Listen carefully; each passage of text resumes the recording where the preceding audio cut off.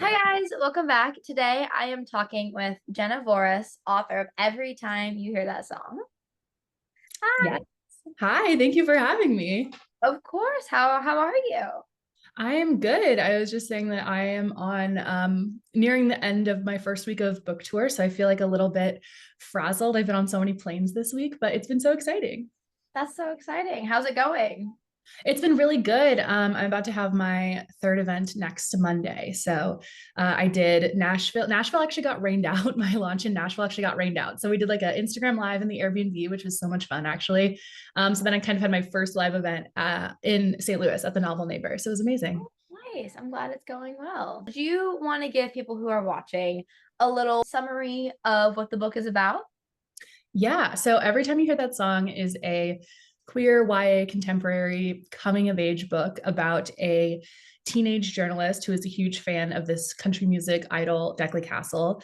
And when Declan dies, she leaves behind this very famous time capsule that's supposed to have a bunch of like photos and journal entries from her time on the road, and also this brand new album of new songs that no one has ever heard before. But when they open it at her funeral, it is empty.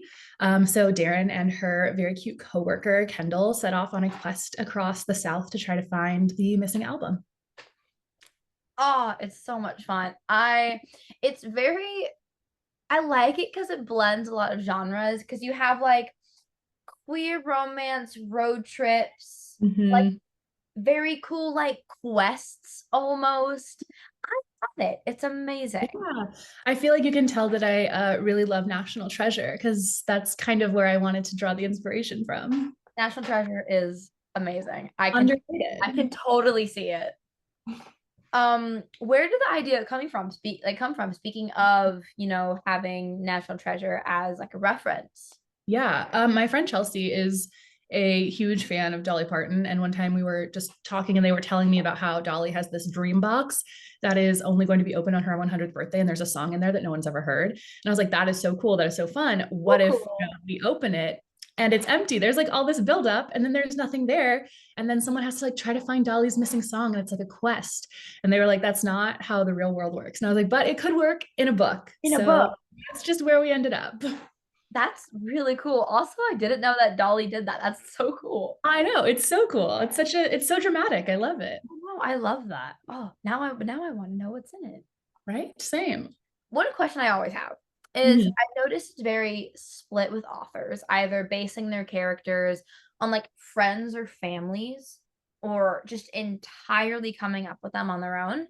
For Darren or any of the other characters, is there anyone you use to help build the character, or is it entirely just from imagination? I feel like for me, it's definitely a combination of both. I do feel like there's a common misconception that in like contemporary works, authors do like self inserts where like the main character is like them. And I don't think that's necessarily true for me. I do think that a lot of the characters have like different pieces of me or my experience, or I will draw inspiration from people in my life. But for the most part, they are their own thing and their own person, just however it fits in the story. I love that. I 100% agree. It feels like putting like little pieces of my own heart in each character and just like kind of giving them a little characteristic that I relate to. Right. It's a lot of fun. I love it.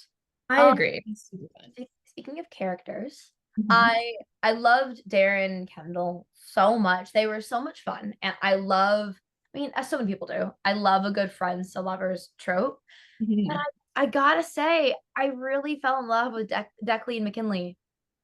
Yeah, that's also kind of been the consensus from most people too, which I think is really interesting. Obviously, I love them both. And I do think that Declan is like a very complicated person. And I was definitely nervous that people would not like her or not relate to her story because she doesn't always make the best choices and she's not always the kindest. But I do feel like a lot of people have been so invested in her half of the story. And it makes me so happy. I love it. I love they had such, I mean, it can only really be described like such like a raw relationship. And the way Deckley sang the songs that McKinley wrote about her was so sweet, It's so iconic, right? so iconic, and it's like their own little secret communication. And I love it. I It's do too. I think it's so romantic. And I also just think like something about like music is romantic and the idea of people like writing songs like for me, I'm like, I'm in love. yeah. I 100% agree. I love it. It's so cool. Try not to give away too much. Mhm. But speaking of Deckley and McKinley, the twist at the end Mhm. had me shocked. I read it and it's that sentence at the end of the chapter, Mhm. and I sat there, I was like, "Did I just read that?" It's so good. So good. I did not see it coming, like, literally at all. Did Amazing. you know the whole time that that was gonna happen? Yeah, I when I Shocked first as sat well. down to write, I had like the idea of like a quest for a time capsule, and then for whatever reason, I knew where the ending was like going to circle around to, and I like knew what that scene was going to be, and then I had to write a whole book to get there. And so the whole time I was like, I just want to write that scene because I have to like write in order, or I simply will not finish the book. So I was literally like writing the whole book to get to this scene that happens within like the last like 3 or 4 chapters. So that was like rough for me personally. But yeah, it was a lot of fun. I always knew that it was going to be there. It's like those memes that it's like, authors have the first of the book started, have the Mhm. end of the book, the idea, the middle is Nothing in nothing. the middle. There's Yeah, nothing. that's It so I relatable. I'm the same way. I literally cannot write out of order. I Mhm. tried it once. I wrote one scene not having any context to where it was in the book, and I was like, "Ooh, I don't know if I could do this." I know the first book that I ever wrote, I just wrote out of order whenever I was inspired. And that book was like so long. It was not good. And it was just kind of like me trying to learn how to write a book. And then after that, I was like, I have to go in order or it's just not going to work. Yeah. It's like it feels writing a book out of order feels like reading a book out of order. Agree. Because I think so much of like the scene's payoff depends on like the scenes that come before it and like the Yep. emotional arc of the characters that come before. And if I don't know that, I feel like I don't know how to build it into the chapter. Especially because a lot of times chapters can reference or relate to the chapter before it. And so if you Mhm. don't have any of those like tie-ins, then it kind of feels like you're trying to put wrong puzzle pieces in certain Yeah. spots. It was also really important for this one because so much of the different dual timelines mirrored each other, or I wanted there to be a lot of places that felt very similar, or like the reader would recognize like different names or different places like as we went on. So I Yeah. really did have to like write in order, and then it took a lot of like going back to make sure that those things like really came together. I noticed that. I loved that one because it goes between Darren's POV and Deckley's POV. And I love how like Darren would discover something in Nashville or Mhm. like wherever, and then Deckley's scene like decades before would be in that same place. And I was like, "Ooh, I like that. That's really Mhm. cool." Yeah, so it was fun. I love that. Speaking of, Nashville, the South, what was the research like? Because you have knowledge of the South, because you were born in Indiana, right? Yes. So it's like Indiana's the Midwest, but it did kind of feel like a very almost similar, like insular community where everyone kind of does the same things. It kind of feels like a bubble. It feels like you're kind of like put in a box of what you're allowed and expected to do. And also, people kind of have a lot of preconceived notions about the Midwest, the same way they do about the South. Yeah. Kind of like an overgeneralization of all of the people that live there, which is like absolutely not true. Like we know this. Agreed. Um, but the research for this was really interesting because it was a contemporary, obviously, but then we have a POV that's spanning like the 60s, 70s, 80s. So it's a lot of actual like historical elements. And I almost wanted it to be like if somebody like went back and like read an old newspaper article, they could like I wanted there to be like as much realistic things as possible so that someone could like Love not be taken out of the story. So like if they went back and read a chapter and then like looked up like, okay, when was the first country music awards, or like where were those held, or like what like auditorium was the where the Grammys in 1972, like it would be book accurate, and like the people and places that were like around them would be for the most part, as long as it worked, like be book accurate. And I just thought that was really important because I feel like I've read books that are in places that I've lived or visited, and like if something's not right, it like takes me out of it. So I really wanted it to be as complete as possible. I 100% agree. I've read books because my parents are from the South. So I Mhm. totally get like the small town syndrome. But Yeah. I've read books where it's not accurate to how the South is. And I'm like, no, Correct. Yeah. not correct. And so I've always been the same where like I have to fact check every Yeah. single thing. Yeah. I agree. Same. What was the writing process like? And I know you said you have to, like, write in order, but do you outline? This book experience was so unlike writing any book that I've written before, and I've never been able to replicate it since. And it was just like a story that, like, I don't want to say it came easily because, like, obviously there were parts that were difficult. I revised it multiple times, but the first draft was actually just one POV. It was just Darren's, and then I was before I had even queried. I didn't have an agent yet. I didn't have like a book deal, so that was just kind of like a for fun project. And then after I signed with my agent, I started thinking about like revising it for, when we would potentially submit it again. And so I went back and was like, obviously it needs to be two POVs. I don't understand why I tried to tell the story any differently. But once I decided on that, it just like came so easily. Like the whole story was just kind of there and kind of formed. And like I said, I wrote it in order. And that order was just like after that was on the page, it didn't really change that much. And obviously, yes, like I revised with my editor, I revised a few times, like obviously copy edits and past pages, but the story itself just kind of like came together in a way that I have never experienced since. I do feel like it ruined me for writing any other book because I'm like, oh my God, it'll be so easy. Like I've written a book in a month before, and now I'm like, no, for whatever reason, that was like some weird like twist of fate. I will never be able to replicate it again. That's crazy. That's so cool. I love that. Yeah.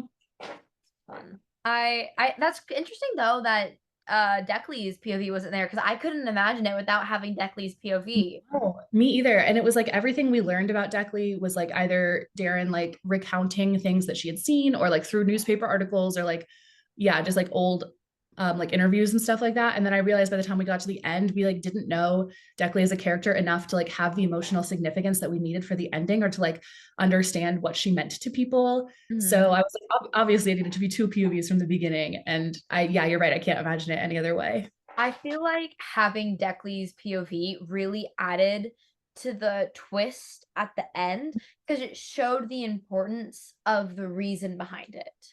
Yeah. And also there's such a contrast between, I think about this a lot today with like how we as a society like view celebrities versus like how they actually are, because a lot of times we don't know. And so like in the book, there would be times where Darren would like describe a scene or something from the past, and then we would like see it from Deckley's POV and it would be like different in a way I that I love was like, that. yeah, I was like, because that's just how things are. Like the public doesn't know. It's like how we perceive celebrities versus how they actually are is like a whole different thing. Yeah. I know I noticed that though because Darren would say something about some funny quote or something Deckley said, and then the next scene it would be the context behind it and Deckley saying it, and I was like, "That's so cool, I love that." Mhm. And you're right though, it was like it is kind of different than how Darren, perceived it, which is so Yeah. cool. Oh, Yeah. so cool. I Mhm. love that. Thanks. Now, here's some fun questions for Okay, you. ready. There are a lot of song references here regarding Taylor Swift. Lot Absolutely. There's so many Easter eggs for the Swifties. Mhm. You go to the Eras tour. That's my question. I did go to the Eras tour. It was incredible. My sister lives in LA, so I went to one of the LA shows. It was so much fun. We had amazing surprise songs. Best night. It I went to Eras tour in LA as well, and it was magical. was so great. Wait, which night were you there? What? We went I think her last night was the 9th, Mhm. and we went the 8th. We went the second to last day. That sounds so fun. I think we were there like the third show or something, but it was just It's like such so a fun cool. energy. Like the whole city was like, it's Taylor Swift time. Yeah. I feel like I lost like 10% of my hearing Oh, that absolutely. It was night, worth it. but it was so worth it. It Mhm. was so worth it. And favorite Eras album. I am a like folklore Evermore girly through and through. I do think that they're both tied for like my favorite albums. It's actually really funny because Mhm. I these are my two favorite albums, but my best friend says I'm folklore on the outside and reputation on the inside. Oh, I love that. And I'm like, "Oh, I love that. That's so cool." And I That's relate so to cool. that so Such much. a good vibe. Yeah. It That's if is. someone told me that, I'd be like, oh my God, thank you. I know. I was like, "Oh, okay. I Yeah, accept that." I'm into it. Back to the book related questions. You wrote some original songs for the book, correct? I from didn't write decade. any songs, like full songs. There's like a few like lyrics sprinkled throughout, which like mostly were just like things that I thought sounded cool at the time. I didn't write any lyrics because I feel like I spent so much time being like, this person is so good at writing songs. They're the best songs you've ever heard, that I was like, I'm just not gonna try to replicate that. Like she can live in like her own beautiful bubble of songwriting. I think there's like a few lyrics scattered throughout, but I didn't write any like I, full original. I liked the lyrics that were in there, by the way. I really liked them. So I'm expecting an album and a tour soon. Album for sure. Tour soon, please. I'll I'll be try. there. What do you hope readers take away from the book? Ooh, I think that when I first started writing this, it was during spring 2020 when we were all kind of inside on lockdown. And I felt like I was all alone in my house. I felt very lonely. I felt very cut off from the outside world. And it felt like a lot of things that I wanted to do were kind of like at a standstill. And I had all of these like dreams and plans and like hopes for the future that like suddenly felt like they weren't possible anymore.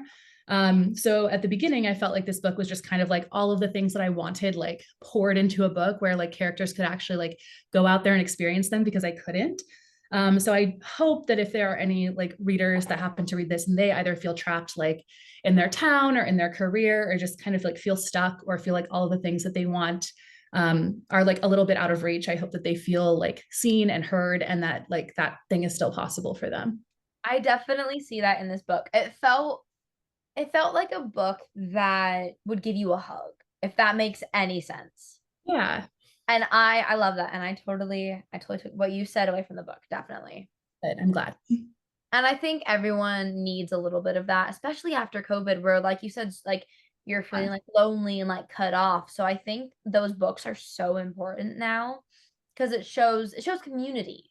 Yeah, and also so much of Darren's story is about like learning that she doesn't have to do everything alone and that she has like people on her side who will support her even if her dreams like feel big and out of reach. And so I think that's just like important for the book in general. I love it. As a learning author myself, I Mhm. always love this question because the advice is always so different, but always amazing. What Mhm. what advice would you give to a first time author? Ooh, I think that's something I have learned from like my first book to this now being my second is that there is so little in the publishing industry that authors can control. Like truly, once we turn in the book, there's almost nothing that we can do in order to like make our book a success. Like we can't control where it's distributed, we can't control who picks it up, we can't control a lot of the things about the industry.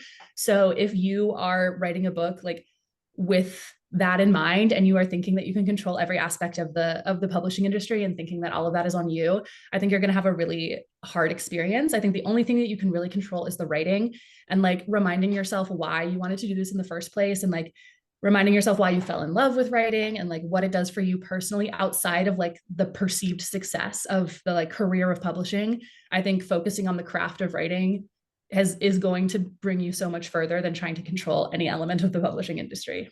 That may have been some of the best advice I've gotten because It that's took I'm gonna it's be so so real. It's taken me so long to like really realize that. It's been a whole journey and a whole process. And like I have so many people who have been telling me that for years. And it's just something that you don't really understand until you go through it because like yeah.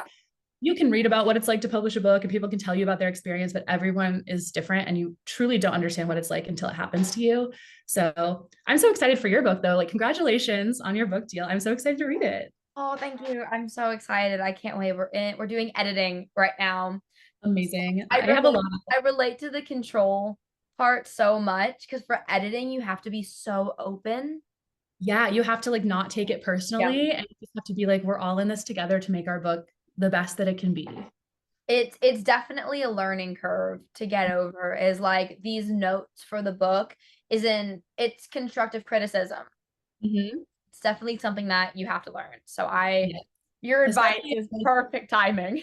yeah, like writing is so like solitary at first. Like you write the book by yourself and now suddenly all these people have an opinion on it. Yep. It's like very jarring at first. It really is. You get a little bit of whiplash whenever there's so much attention on the book. Just not even like whenever it's out in the world, but just like Yeah. in the publishing process. Agree. Now, this is last question, but my absolute favorite to ask. What are you currently reading right now? Ooh, we were just talking about how like whenever anyone asks this question, all of the books I've ever read go out of my head. But I did recently read The Invocations and House of Hollow, both by Crystal Sutherland.